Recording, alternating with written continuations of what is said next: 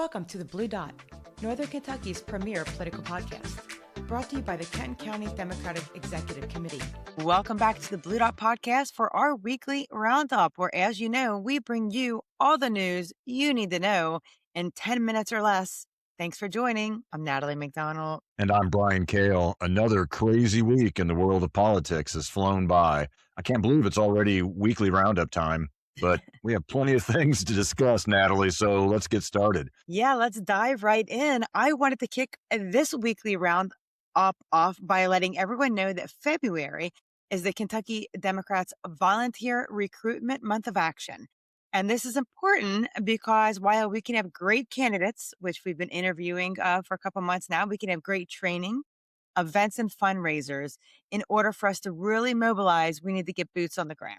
So if you're interested in getting involved, reach out to us and we will get you going. Yeah, this focused volunteer recruitment is a key piece of Kentucky Dem's new neighborhood leader and volunteer mobilization programs. This readies us so that when we have volunteers who want to step up, the county parties are there to help train, build skills, and really tap into the grassroots activism in our communities. This is what is really going to move the needle this fall. Yeah, absolutely. And I've said before, when our people hear our message, they embrace it. And Governor Beshear is leading the way. And I don't know, Brian, did you see his new approval ratings that came in this week? Yeah, I did. He has been the most popular Democratic governor, and he still is, with 65% of registered voters in Kentucky approving of the job he is doing. That is outstanding. He really is doing a great job. But what's really interesting about that 65% number is that it is well above the approval rating Kentucky gives to President Trump.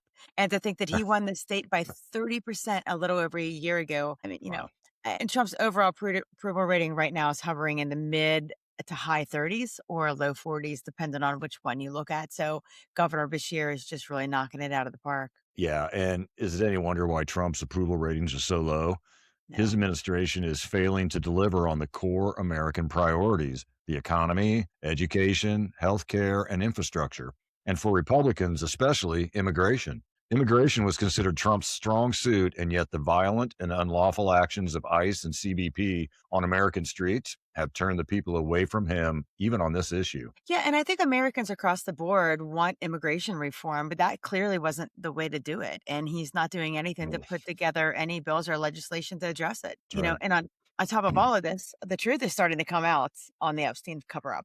Yeah. I don't know if you saw any of Attorney General Pam Bondi's appearance in Congress. Unfortunately, I did see some of it. My goodness. It just became painfully obvious that she was speaking to an audience of one, attacking pretty much everyone in the room, including Republicans like Congressman Massey. Right. Her testimony was essentially a Trump presidency cheerleading session. I mean, there can no longer be any question that the DOJ under Bondi is serving the needs of the president and his agenda and not the American people. Yeah, and what's more stunning is to see her sit there and be so passionate about defending this cover-up that she completely disrespected the survivors sitting right behind her. Yeah, injecting the economy and the current stock market surge into an answer to a question about Trump's name being in the Epstein files thousands of times. I mean, talk about deflection. That one has to take the cake.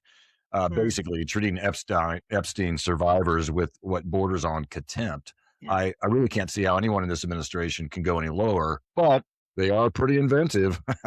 I'll bet we'll see even further depths before our next weekly roundup. That is true. We don't know what might happen next hour from now. That's right.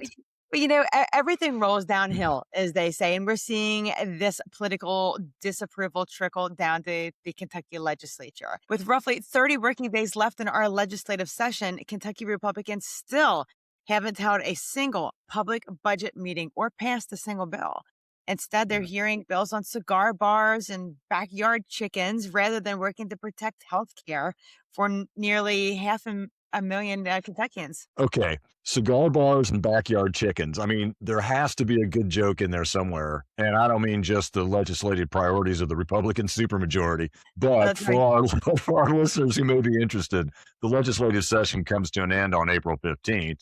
March 2nd is the last day for senators to file new bills. March 4th is the last day for representatives to file new bills. April 2nd is when the veto period begins. And if Republicans want a chance to override a veto from the governor, they must pass the bill before this April 2nd date. Yeah, it's kind of amazing how quickly all of this happens, how quickly this Yeah. session wraps up. And we actually put links on our website and our socials where you can go and kind of look over the bills that they have proposed. And it's kind of fun. Actually, bills are not fun, but if you go in there and take a look, and you might want to share what your favorite one is. And, I was intrigued by Senate Bill 19 proposed by Republican Senator Madden, which is designated to ensure that the milk cap is the official state mushroom of Kentucky. So there's all kinds of fun stuff in there like that.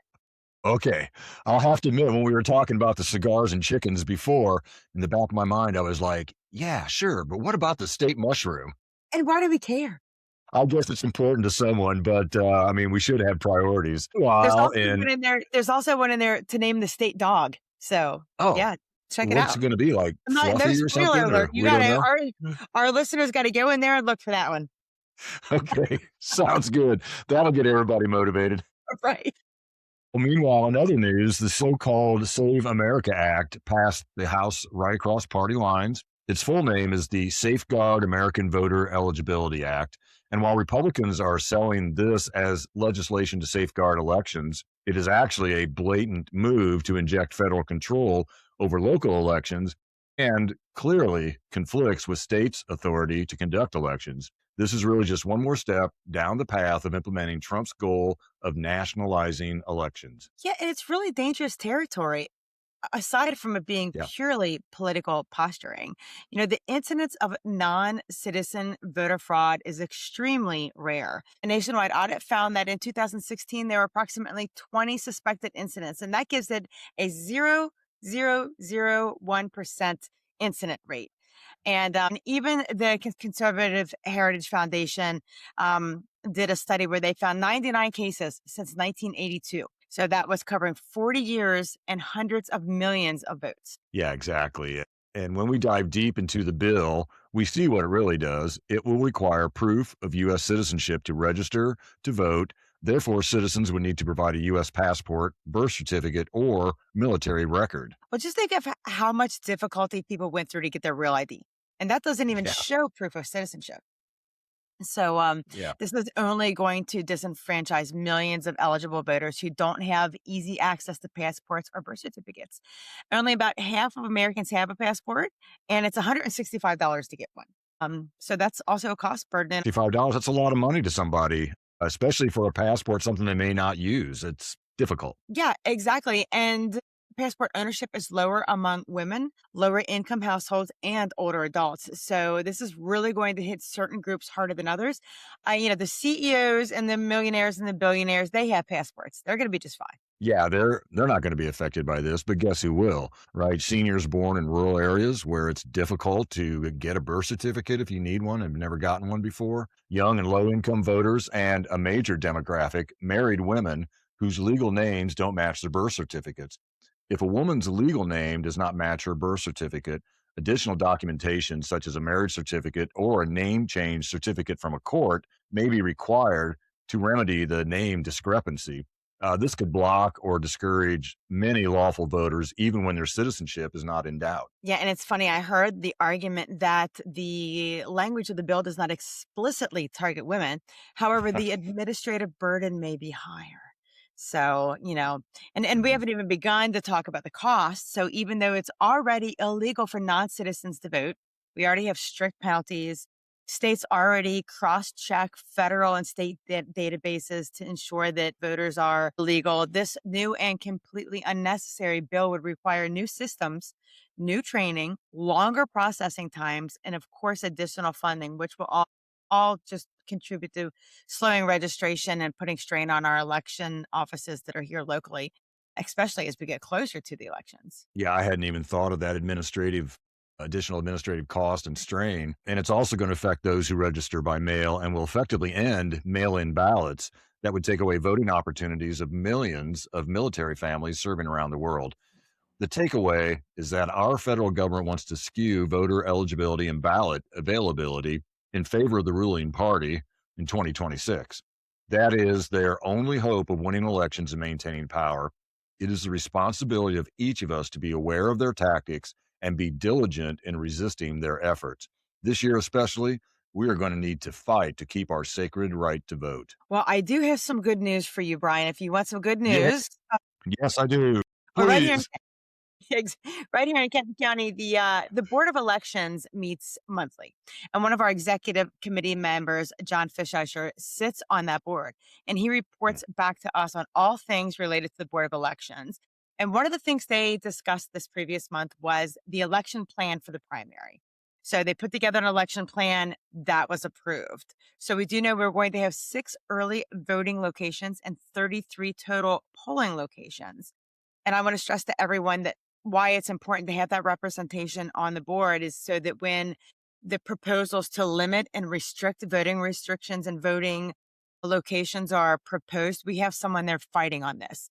We have a seat at Mhm. the table, and it's the Democrats who are advocating for greater access to voting opportunities and locations. So that's your good news of the day, at least on that I front. love it. I love it. That representation sure does matter to everyday Kentuckians. And indeed, and I also wanted to point out one more thing, you cannot change your party affiliation after December 31st of 2025. So if you were interested in changing your party affiliation for the primary, that ship has sailed. We'll get you next year. Yes, wait till next year. And the other thing that has sailed is our 10 minutes. They are up. So with that, we'll Oh, conclude your weekly roundup. The news is fast, the facts are free. Until next time, stay curious, keep the facts in focus, and never, ever stop fighting for what matters. Peace out, everyone.